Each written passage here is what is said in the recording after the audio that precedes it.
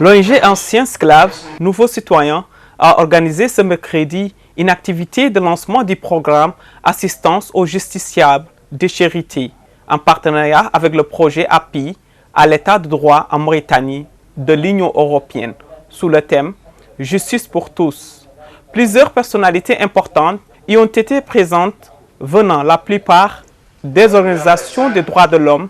L'objectif de cette activité est de renforcer l'état de droit et de la citoyenneté en Mauritanie, mais aussi impliquer à la jeunesse mauritanienne de l'importance de la société civile face à cette problématique.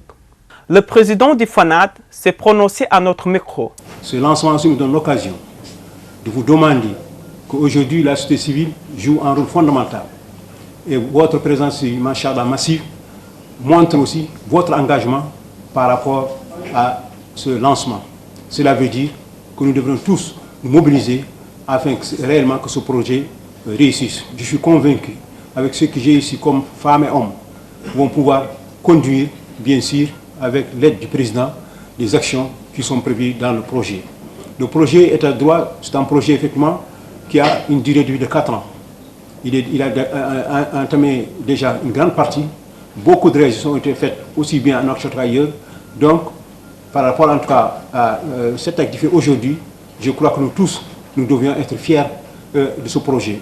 Parce que nous sommes dans un pays démocratique où tous les droits des citoyens et des citoyennes doivent prévaloir.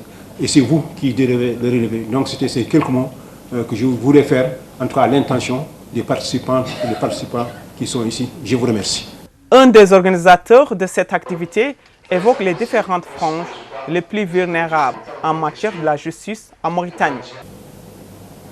Nous sommes malheureusement dans un pays dont l'État s'attelle à redresser les agissements de groupuscules féodaux qui ont longuement bâillonné la justice et monopolisé sa force à leur seul profit. L'accès aux juges était quasiment impossible pour les sans-voix, eu égard à leur position dans la hiérarchie sociale ou à cause de leur extrême pauvreté. La justice ambitionne publiquement d'être au-dessus de tous, mais elle reste au service exclusif de ceux qui peuvent se la payer d'une manière ou d'une autre. C'est ainsi que la femme, les enfants, les émigrés, les apatrides et a fortiori les esclaves ou anciens esclaves demeurant aux prises psychologiques, matérielles, culturelles et sociales avec leurs chaînes ne se voient guère dans le miroir opaque d'une telle justice.